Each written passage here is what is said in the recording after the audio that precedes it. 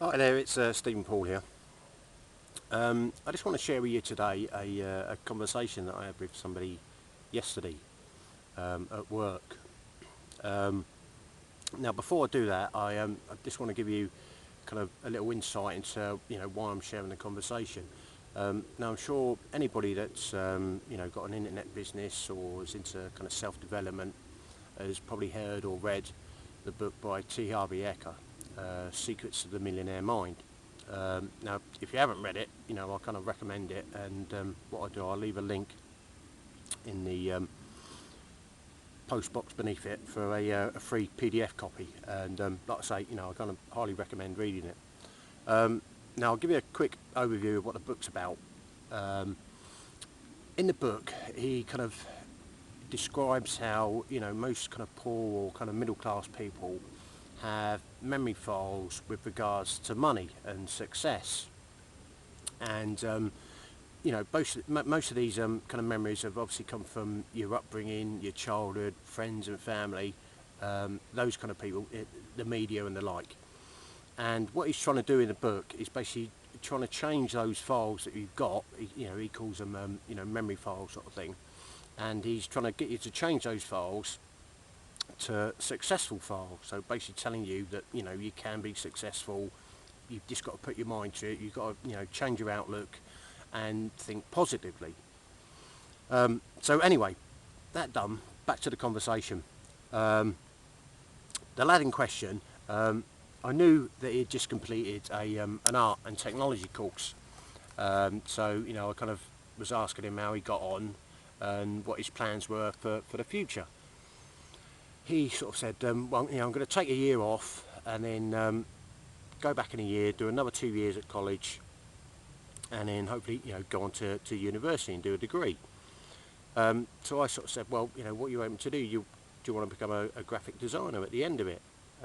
He said, well, I don't know, to be honest. I said, I don't know what I'm going to be doing in 10 or 20 years time. So I turned to him and said, well, 10 or 20 years time you could be running your own business. Which, at that point then he sort of said, well, it costs a lot of money to start up your own graphic design business. You're looking at about £50,000, obviously to buy, equipment, an office and the like.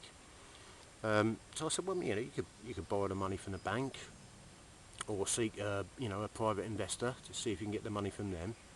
And now his kind of next response then is kind of typical of the sort of answers that you get from people, let's say from a poor or kind of like middle class background and that, and the sort of examples that are shown in the book. Like I say, his answer was, but what happens if I'm not successful? I'm then lumbered with £50,000 worth of debt. I said, but if you kind of think at the outset that you're not going to be successful, then you won't be successful. But if you change it out, sort of the outlook, and think, well, yeah, I'm going to be successful, you will make a success of it. He kind of thought about it for a bit, and then again his next kind of statement he made was, well, there's too many big companies out there being graphic designers. I said, yeah, but the trouble is, I said, well, why don't you think big?